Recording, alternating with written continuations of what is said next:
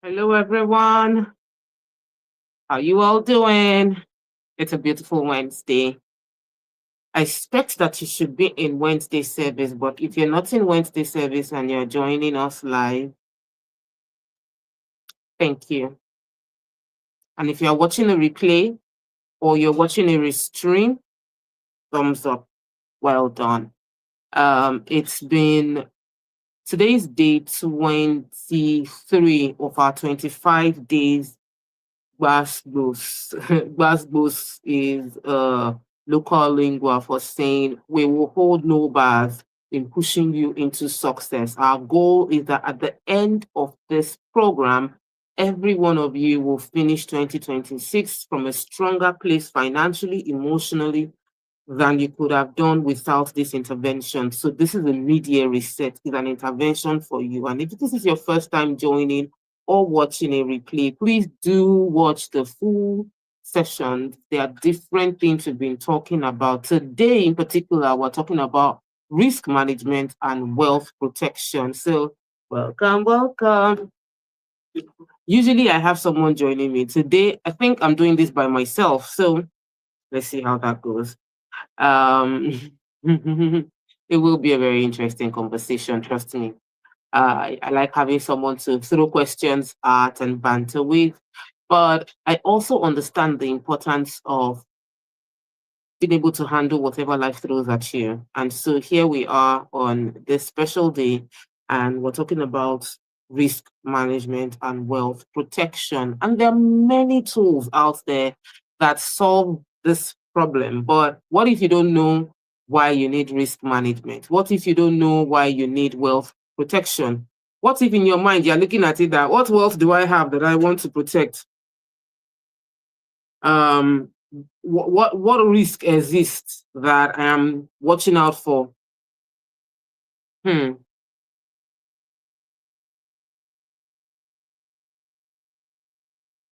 So that's what we're going to go into.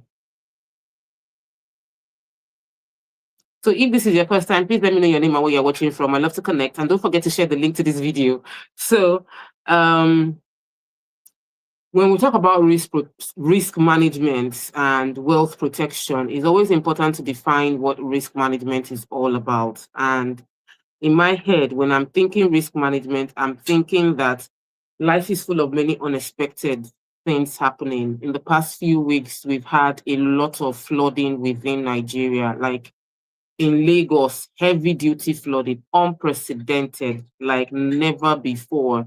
We've had flooding that has cost people their cars, cost people their house, electronics.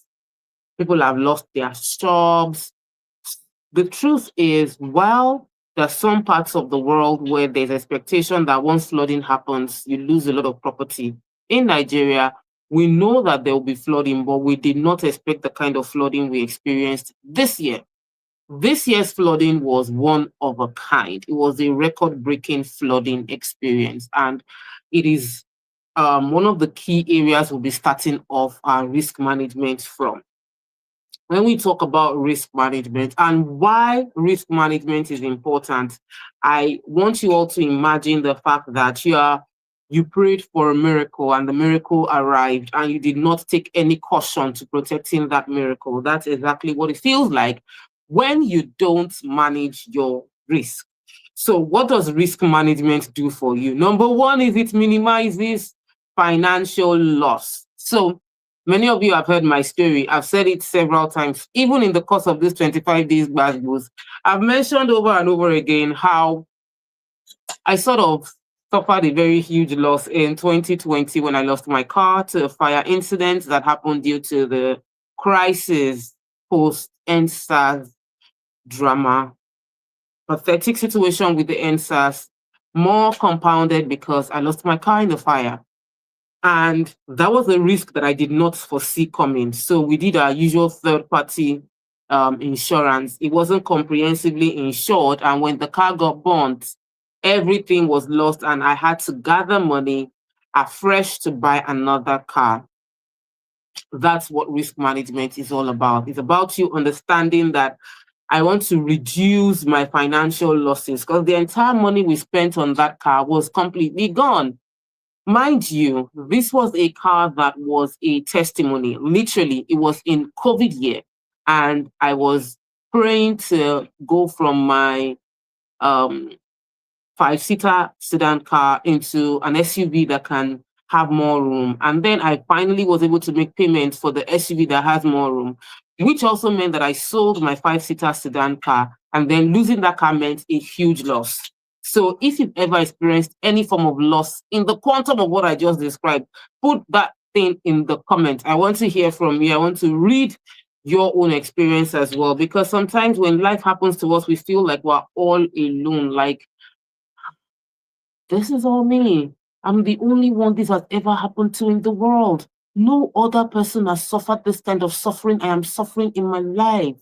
And so when we think like that, we're overwhelmed and we cannot be creative. This conversation is to help us not to feel overwhelmed by the risk that happens because life is risky, but to put it into perspective. So if you have ever suffered a loss due to a risk you did not think of, please put it in the comments, and don't forget to write your name and where you're watching us from, because I love to always read your comments with that as well.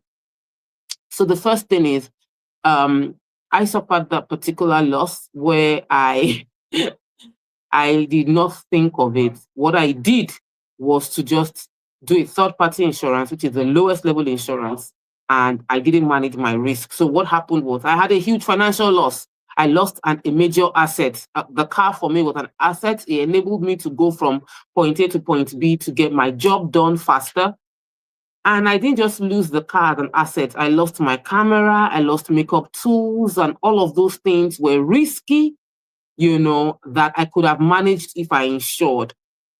I also think another reason that people should be talking about risk management, because sometimes we talk about risk management and we're thinking physical items. Your reputation can also be a risk that you can lose.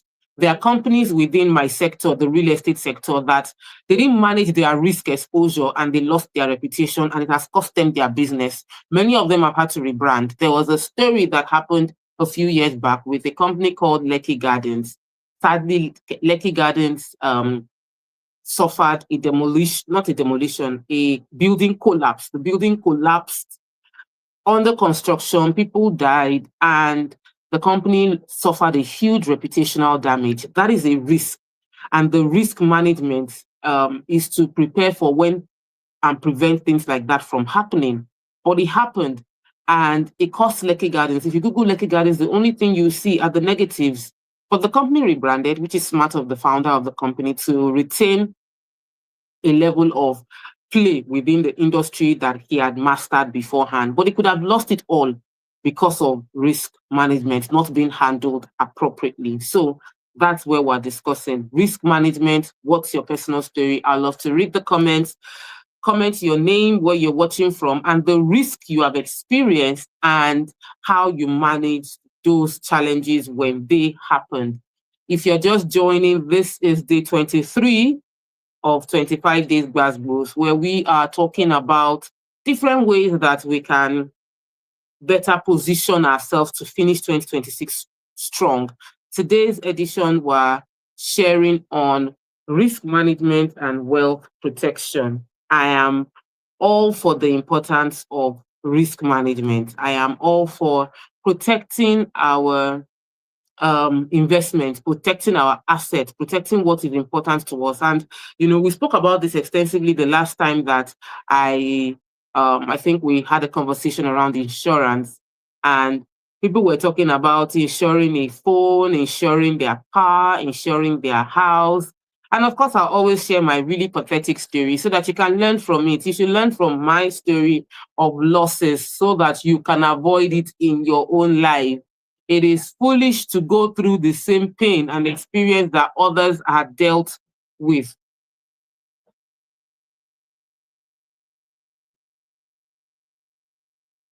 So what I'm going to say is, like I said, let me know your experience, how it plays out. I'm checking out Instagram. I'm not seeing any comments yet on this particular topic except just greeting me. Thank you for the greeting. However, I think that we learn more from people's stories shared. I can't seem to, my device is always giving me difficulty with scrolling through comments on the StreamYard platform. So I have to wait until it pops up. Maybe Justin can pop it up. Justin, are you meant to join me on this slide? If you're meant to join me, just come on stage, because I can see that you're behind the scene. If there's any reason you are just hiding there, but I'm good to go right now, actually, and I'm enjoying our conversation that I'm having with those that are here online. All right, so I'm going to go straight up into risk management and the different levels of risk management. One of the key things I wanted to drop with you today in our conversation is that you need to understand that risk management is about weighing the threats. What's the threat level? In Nigeria, we don't have earthquakes, we don't have earth tremors. Risk management is to weigh the challenges. What do we have in Nigeria? Bad leadership, corrupt human beings. We have people who are worse than earthquakes. Human beings that the impact of their wickedness is worse than earthquake. So when you are thinking of managing your risk, you need to first identify what is the risk I'm dealing with. I'm not dealing with earthquakes, so I don't need to insure against earthquake. Now, if you live in the part of the world where earthquakes are like your jam in the season, or you're one of those that live in areas where you have tsunamis or you have hurricanes, then you know that you are guarding against those kind of risks. But if you are in Nigeria, where our biggest risk is that customers can scam you, staff will be scamming you, they would inflate cost of products right under your nose. What do? You create a system to manage those risks. So first step in risk management is to identify what are the risks I am exposed to? What are the things that can happen in my environment? Government policy is a major risk. When you go to business school, they'll tell you to use the PESTO model, where you use political, environment, social, technological. I just said environment. The first E is not environment. Actually, the second E that is environment. Then you have legal. But for me, what I've learned is that I would rather study and identify all the potential risks, all the uncertainties that I can come across in my business, in my personal life, and adequately confront the reality that those risks exist. Many of us try to avoid that there can be risk. Like, you are playing ostrich, burying your head in the sand, thinking, if I don't believe it, if I don't focus on it, and I am all for positive thinking, it would not happen to me. But guess what? It happens. Life still happens to all of us, despite all our good intentions and our positive thoughts. Life still happens. My phone fell down about 2 weeks ago, and I was in class. So I'm doing this Wella Women Entrepreneurship Leadership Academy by China Europe International Business School. And while I was doing my class, my phone fell at an angle. And this is a new phone. This phone is barely 3 months, and it's a Samsung phone, the latest Samsung. It is not cheap to replace the screen of a Samsung phone. Risk management is to know that your phone will fall down. You are not, there's no matter how careful you are, phones always fall down. Why am I still smiling because my phone fell down and I'm not spending millions of naira? It's because I had something called a risk management system called Screen Protector. So when the screens did like pew, I was a bit calm because I knew that pew that happened was my screen protector, not my real screen. And that is why you have to assess what the risk that is available. What are the uncertainties? That my phone will get lost? Yeah.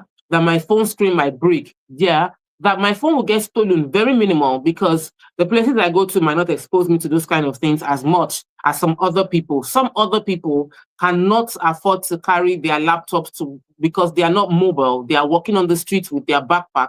They can easily have their laptop bag slashed and their laptops taken out. That has happened to many people I know of. So you gauge your risk. If you are if you're not mobile, you're always going out very early in the morning, coming back to the house very late at night, and your route where you take to and back from work is prone to armed robbery and all of that, then you know that you have more risk on your electronic devices. So The first step is to identify your risk. What is the worst case scenario? It is not that you are expecting bad things to happen to you. Bad things will never happen to us. Whatever it is that you want to use to cast the bad things away from happening to you. But risk management is starting from identifying possibilities in every dimension, potential threats, uncertainties, find out what they are. Flooding happens in my community. Robbery happens along the road I pass to work. Bad government can bring bad policies that I don't expect. Corruption happens. Bad roads means that my shock absorber might go bad fast. Whatever it is, identify and list them. Second point when it comes to risk management is to analyze, check likely. How likely is this risk going to come my way? Is this a present risk or is it a potential risk? In the ranking of 1 to 5, how frequent has this happened within my environment? If you are dealing with what happened to me in the year 2020 after the EndSARS movement, it's not something that happens often. We don't have volatile protests turned into what was the word I'll use to describe what happened after EndSARS? It became a riot. It doesn't happen often. So if I was to write that list today, it will still not rank in number 5. It will not rank on number 4. It will likely rank in number 2 or number 3 based on the fact that I've experienced it before. But for somebody else, they will not even rank it as barely number 1 because it's not an often reoccurring experience. There are other risks that might happen. Maybe you go to the island every day, you'd come back through traffic on Shoki Way. If you live in Nigeria and Lagos, you'd understand. Because in those traffic, people get robbed. That might be a higher risk for you, which means when I'm driving to those areas, I will keep my phones out of reach. I'll keep my bags under wraps. I will not put my things in any way where it can look attractive to people running by the road within the traffic. Risk management means you start by identifying all the possible risks, list it. Number 2, analyze, check how likely those risks are going to happen. How bad will the damage be? What is the worst case scenario if this happens? If my house were to flood, it's raining really, really bad. If my house were to flood, what do I have on the floor? Can I quickly move things from the floor to a higher level where water will not get to? That is risk management. I know someone that was talking about on social media, so I don't know the person, but I watched the video, that when the house started getting flooded, they shut down electricity so that electric shock will not happen downstairs. That's risk management. That's based on analysis of what's the best thing to do. But I'm moving into the third stage, which is to evaluate. When you finish ranking the risk under your evaluation level, so 1 is to identify, 2 is to analyze, 3 is to evaluate. So you evaluate this risk, ranking them one after the other. Number 4 is to treat. So it is in the treatment that you take the necessary actions. Some people have to have chairs that have long legs so that the cushion of their chair will not get flooded. Yeah, I'm giving you worst case scenario. And yes, nobody should be thinking that my house might get flooded, but we're living in Lagos. And if you are on the island, majority of the island is under sea level. So that means there's no need to be wishing and hoping, except your landlord went above and beyond in raising your house very high, or you built your house very high. Even at that, you will swim because you would enter government road. I've seen many developers, talking about how their estate is not getting flooded under heavy rainfall.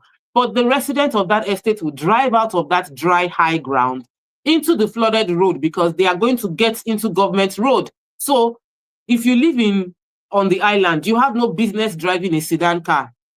As much as you love it, as much as it looks good, your responsibility is to hustle to buy a Jeep, or what we call it, 4-wheel drive, high vehicle, because you live in an area close to flooding and you don't want to sit in a car that can easily get flooded. People were literally showing videos that they were driving to work and they were sitting inside a car that water was inside the car. That's because they didn't do this risk management conversation early enough. Are we together? Are you following me? If you are following me, I want to see your comments. I want to see your comment that you're following. Are you following? Yeah. So I'm really digging in on the flooding because the flooding is really, really relevant. In some parts of the world, it is fire. Literally, California, they're always having wildfire. In some parts of Canada, wildfire. It just goes. Anything can trigger the fire and then it just keeps spreading. Fire everywhere. So what do you do if that is it? For some, it is landslide. So you need to understand and take actions to fix it. Some people in California, when they had the last really fatal wildfire experience, you know what happened? People lost their lives because they did not do risk management. They did not check to be sure that, okay, I know my house is prone to, I'm in the area where you have wildfire and is already happening in some counties or some communities away from me. You know, where we keep hoping, ostrich model, you bury your head in the sand, it won't get to me. I have faith, I'm praying really hard. But guess what? Some of them lost their lives because they didn't treat the issue. So I said, identify, are we together? 2, analyze the risk, evaluate the risk, treat the risk, and monitor what is happening after. You need to have strategic response to risk. You cannot avoid risk. Risk are part of our everyday life. Every day, literally, you step out of your house, you are going into a risky situation. The risk is enormous. However, they rank, which is why you're meant to analyze, evaluate, and treat the risk one after the other. What leads to crisis is people avoid the risk. They avoid discussing risk management. They avoid thinking about it. That is a major, major problem. You need to learn how to deal with the situation, not dodge the situation. Okay, moving on. I think it's also important that we accept that we can't control everything when it comes to life. I can't control rain. Yesterday we were supposed to, I was like, let's wash the clothes. And my maid was like, it's been raining back to back. I said, what if it rains every day throughout this week? Are we going to continue to pile up the laundry? No, we need to accept the fact that this is rainy season. It is going to continue to rain. So what do? We manage our expectations even while we carry out actions, conscious of the fact that in my rain, so when we hear, is that rain or what else? If it is rain, we quickly move the clothes inside. If the rain stopped, we move the clothes back outside. That is the reality of what you are dealing with per time. And now I am using very basic examples, very, very basic, but there are many other complications that happen when it comes to life that you need to understand the risk. If you run a company that is borrowing people money, you borrow your staff money, gather here. Your staff is taking salary loans against their salary, and you know for a fact that the loan they've taken gives major exposure. They can run away with the money. That's a risk. Are you willing to take the risk? If somebody's salary is 150 and the person wants to borrow 1 million naira, ask yourself, how many years will it take them to pay? That is you analyzing the risk. Banks carry out risk assessment on you before they borrow you money. Many of you fail risk assessment. It is why you don't get the money. So if you want more opportunities to come your way, you need to prepare yourself to be less of a risk for those opportunities. People invest in our real estate companies because they've analyzed the risk. CMO is not going to run away. If I give her my money, how much am I going to give her? 100 million, 200 million.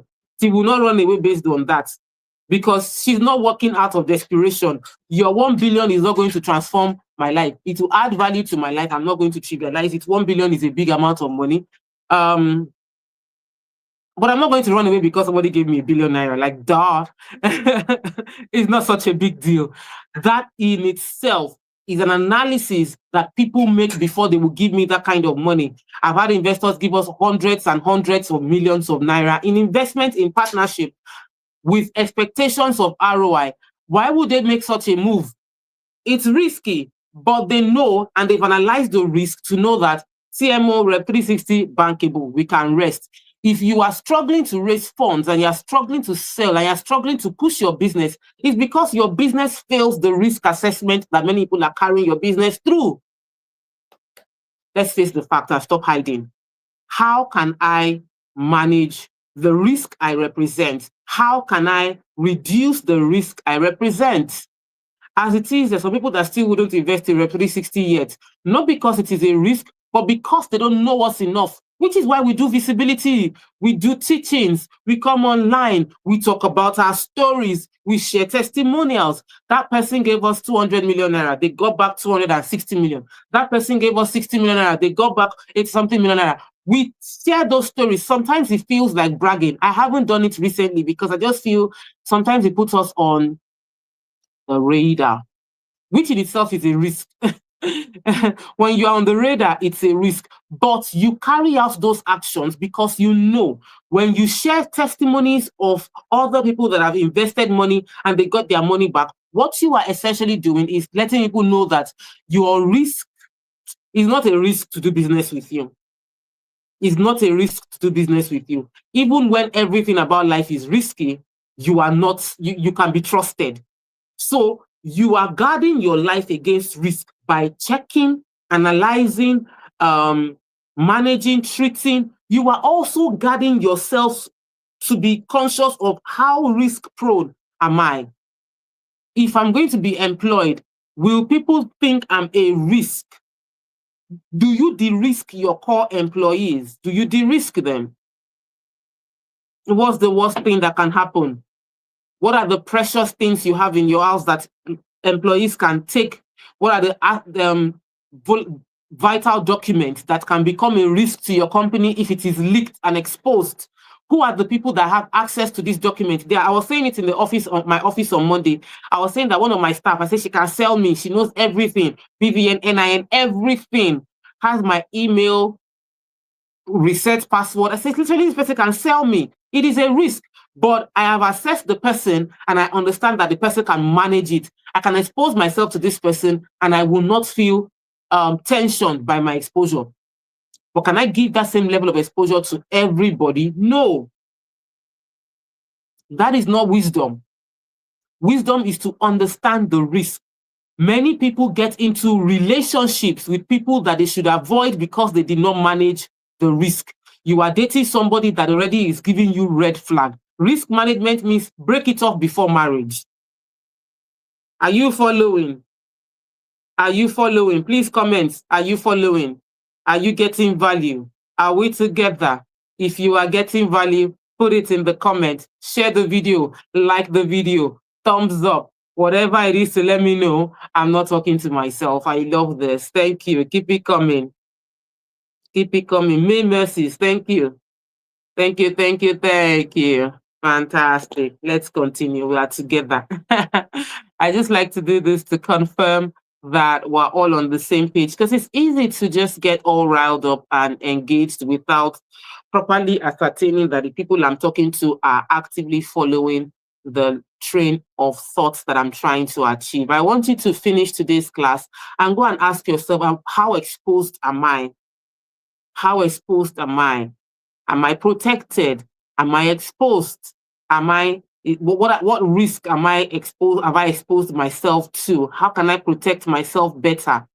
Those are the conversations that I want you to have. I want you to think about it and confront the reality. If you are very exposed, you know, I need to watch out. I need to watch out. So I'm trying to read your comments. I'm waiting to see more comments drop because I just want to be sure if we should, which line of action, which line we should go on with this conversation. So let me know in the comments. Drop it, drop it, drop it, drop it, drop it like it's drop it like it's so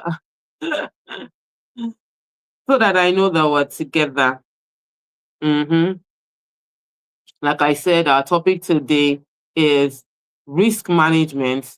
We're discussing risk management and we're discussing risk management at the same time as we're discussing wealth protection. I've spent the past 30 minutes discussing risk management because it's extremely important. But there is also room for us to engage in the matter of wealth protection. And whenever I'm talking about wealth protection, I always like to say that wealth protection is mainly a conversation around, many people will call it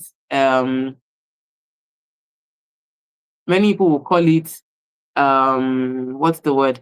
They'll call it insurance, but I don't like to just think it is a conversation around insurance. I feel like wealth protection is more than talking about insurance. Insurance is a key part of wealth protection, but that's not all. Insurance helps to protect your wealth, but there is a whole lot more involved in wealth protection than just talking about insurance. So, when we engage in conversations of insurance, many people think that insurance is wasted money, and sometimes it comes across as wasted money because you can pay that premium and you never get to use it, and it will make you feel, what's the word I would use? It can make you feel bad that you have put money into a an insurance thing and you did not need it. And when you don't need it, it feels like wasted money. But it's not, because wealth protection is not, we pray that that money doesn't get needed. But if it gets needed, you are heavily protected.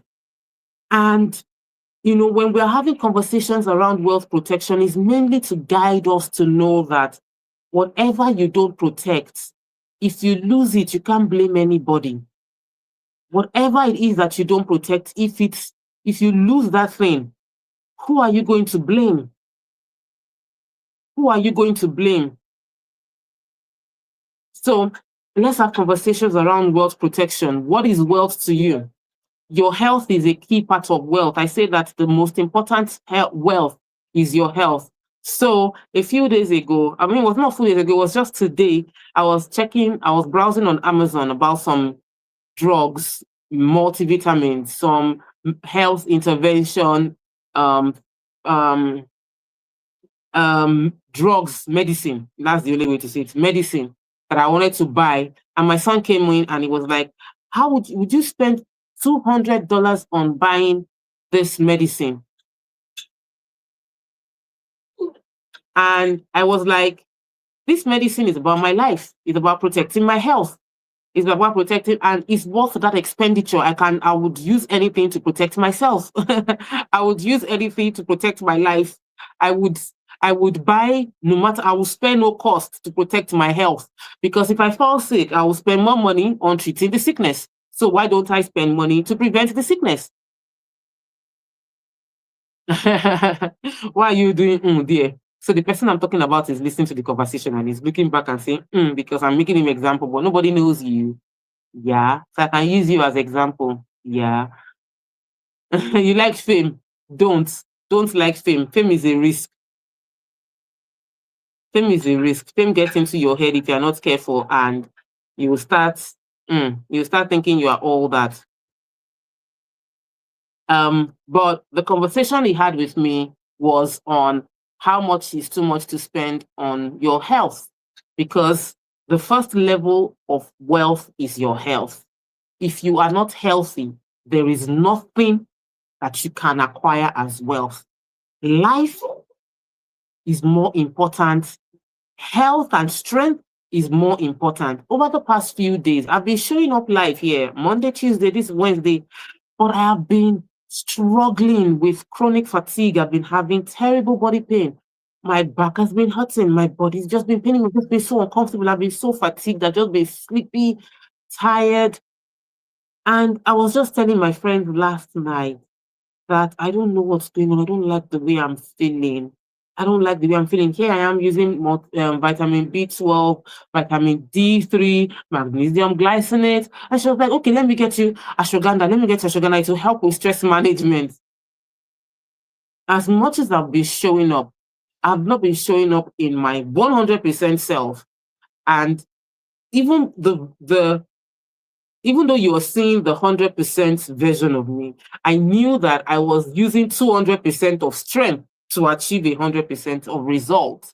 And so what does that bring into consciousness? How do I create wealth? I've not been able to do my courses. I'm going through China Europe International Business School. I have assignments. Assignments were collated. I'd already done the assignment. My PA was collated the assignment. I was meant to read through everything. And I couldn't read through it until today when I started feeling better. I just read through it today. And I was like, I read a bit yesterday. I started reading again today. Why?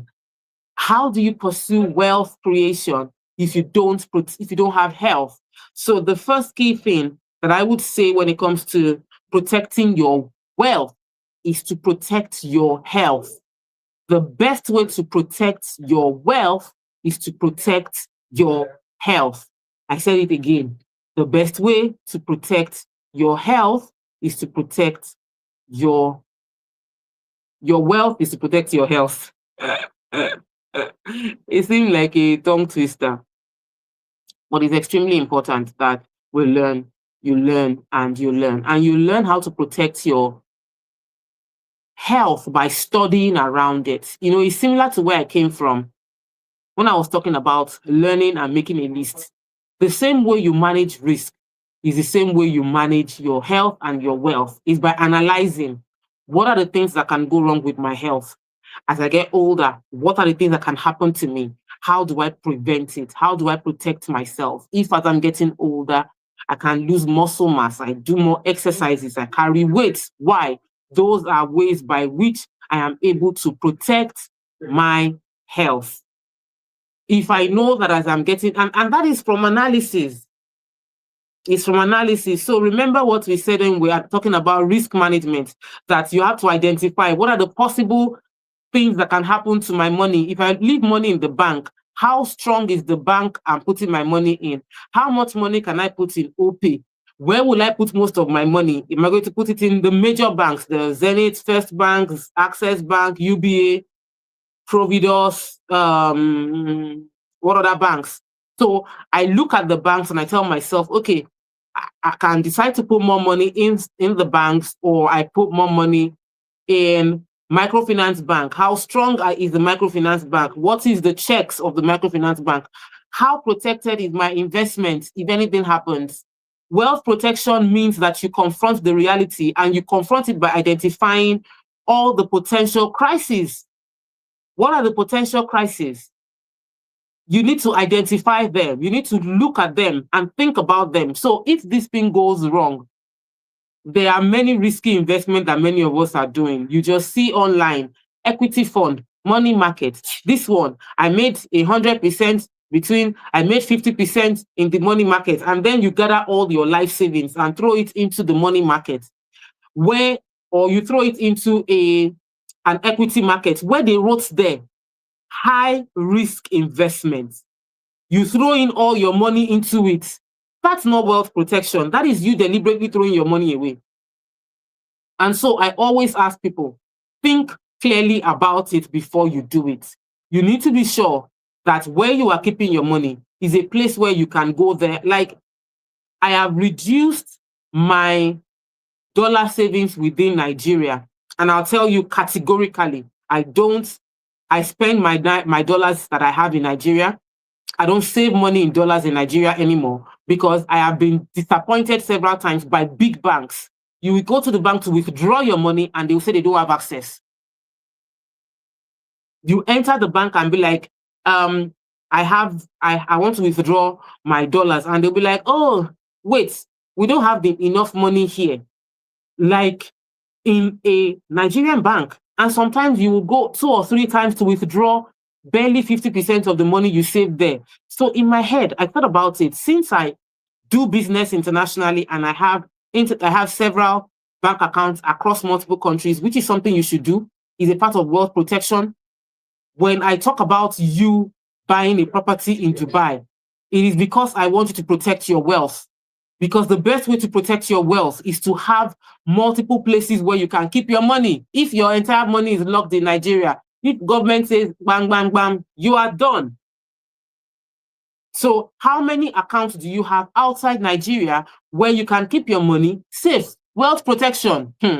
Oh my God. Oh my God. It's because you don't have plenty money. Wealth protection. You need to intentionally protect your wealth. You protect it by ensuring that you have international cards. I've traveled and I've had to use my UK or US. I tried Nigerian banks, brought out like 4 banks. And I'm not saying regular bank cards. So I'm saying Visa card, not MasterCard. I'm saying platinum cards. I'm saying cards that are supposed to give you higher privileges. And they did not work. And then I bring out my regular Bank of America card, and it's a lifesaver. Why is it important for you to protect your wealth? because you need to diversify and diversify where you are keeping your money. So where are you keeping your money? Where are you saving your money? Like I told you, I've tried putting money in, like I've reduced, they've disappointed me too many times. Whom and who do you tell your success story to is a risk. Who you tell your success story to is a risk, I understand. Because, yeah, not everybody smiling is really happy for you. Not everybody smiling is really happy for you. So for me, I'll say that that is a risk. You should protect who knows what you're celebrating.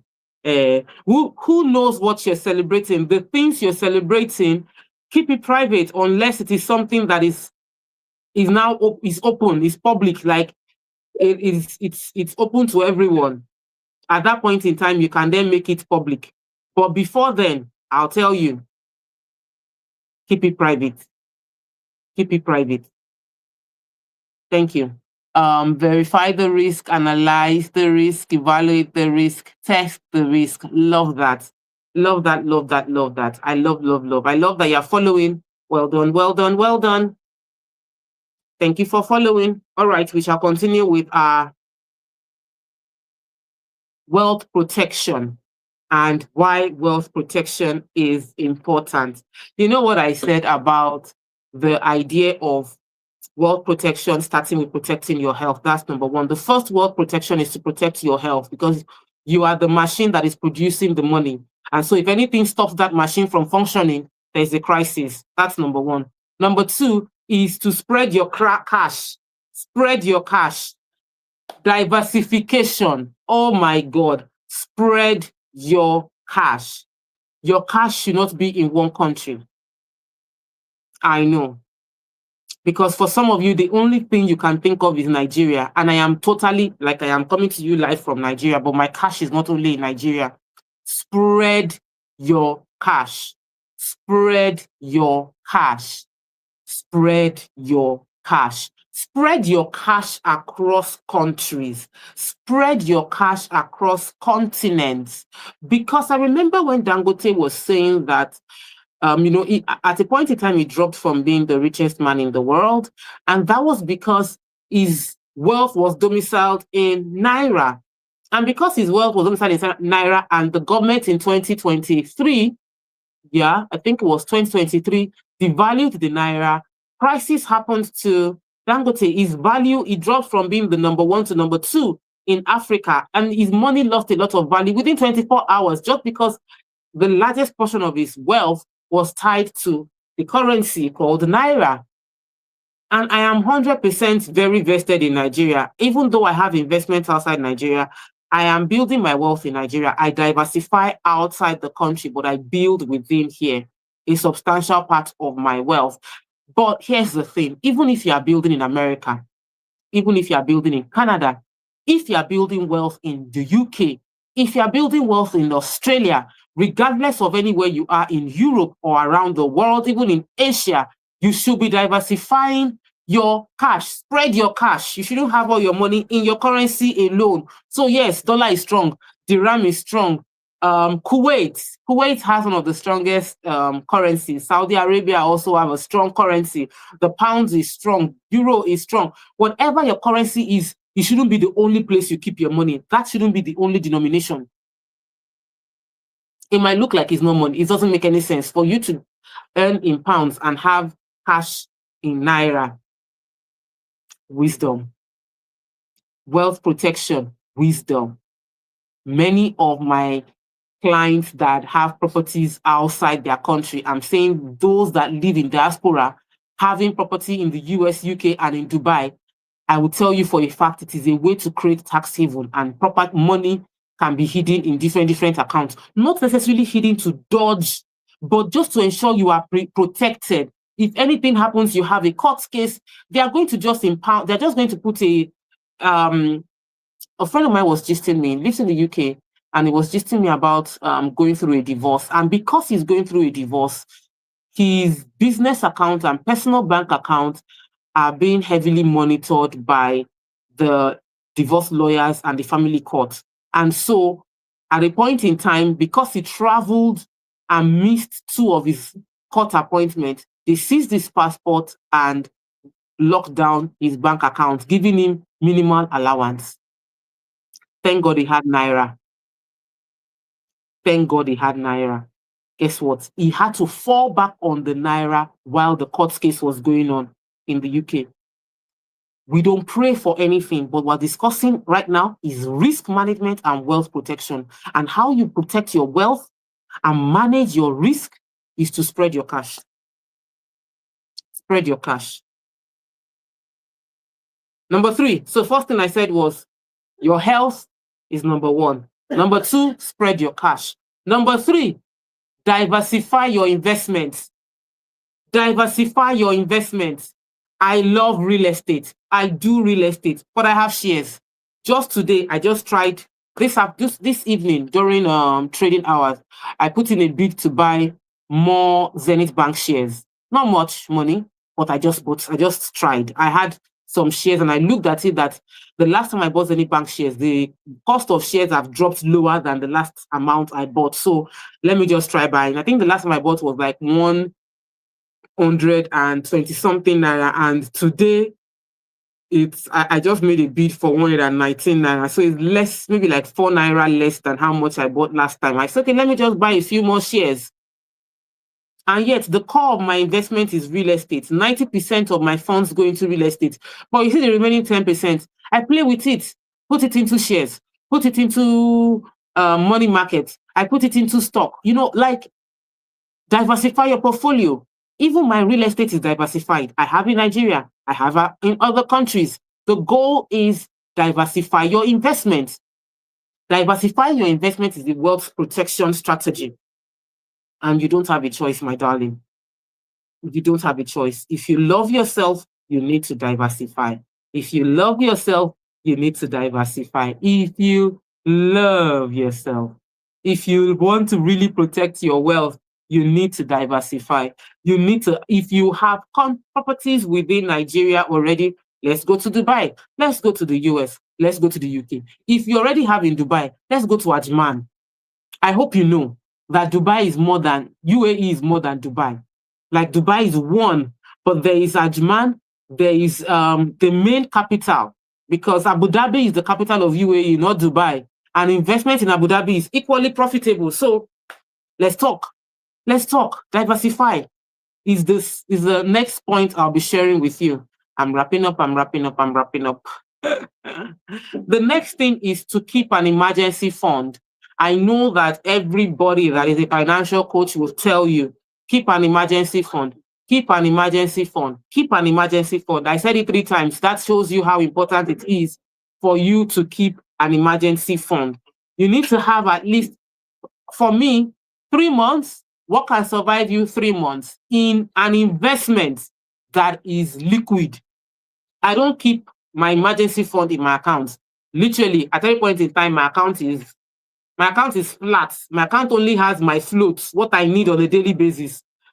My account only has what I need to buy small things every day. I don't have more than that in my account. But on the other hand, what I can tell you for a fact is I have my high savings account, my high interest savings account, where I have locked my emergency funds, but it is liquid. I can always still access it. If there's no penalty for liquidating it, but there's a penalty if I liquidate 100%, but I can withdraw.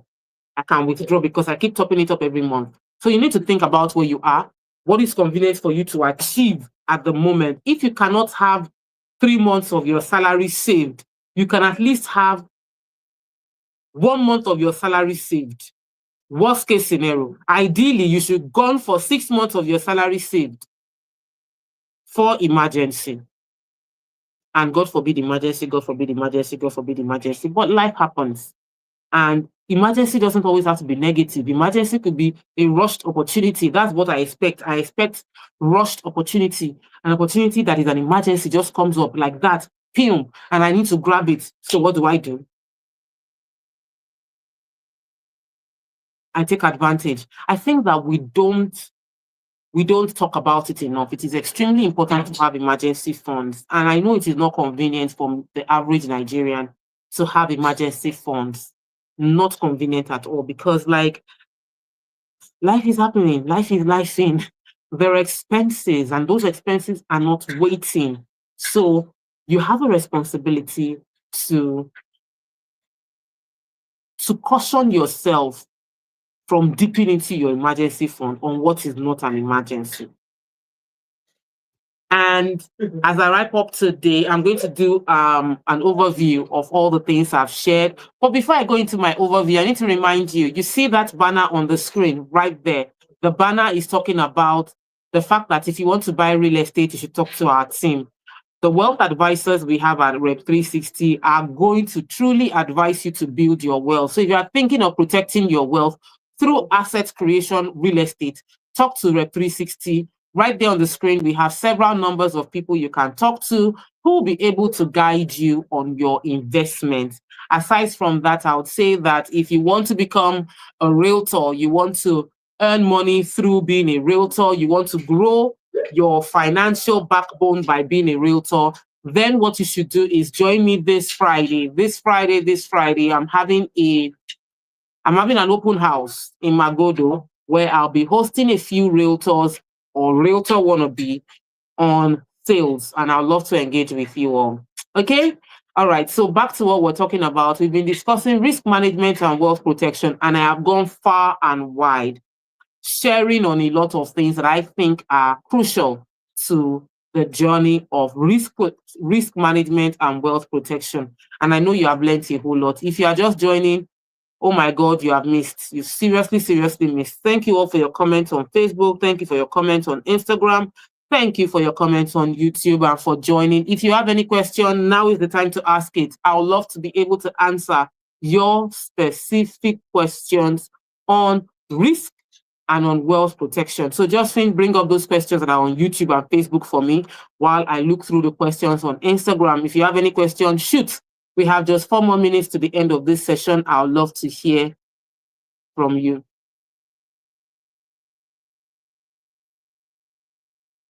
Ask your questions. And if you want to become a realtor, don't forget, talk to Antonia. Antonia gives you the plug to become a realtor. Being a realtor was how I grew. I earned millions and millions in commission as a realtor. That's the truth.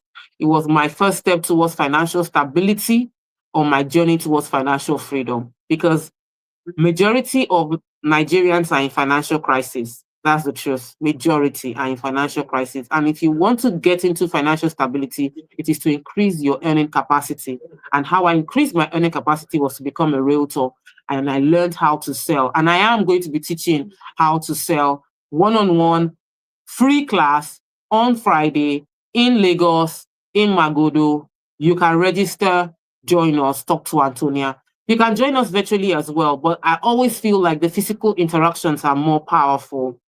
Do you have questions? Do we have questions? Do we have questions? Any question? No question. You are so good, powerful students. I think the more powerful students are the students that ask questions, though. But that's because I like asking questions. I think that the more questions you ask, the better quality of will I say the better quality of life? No, I don't want to say the better.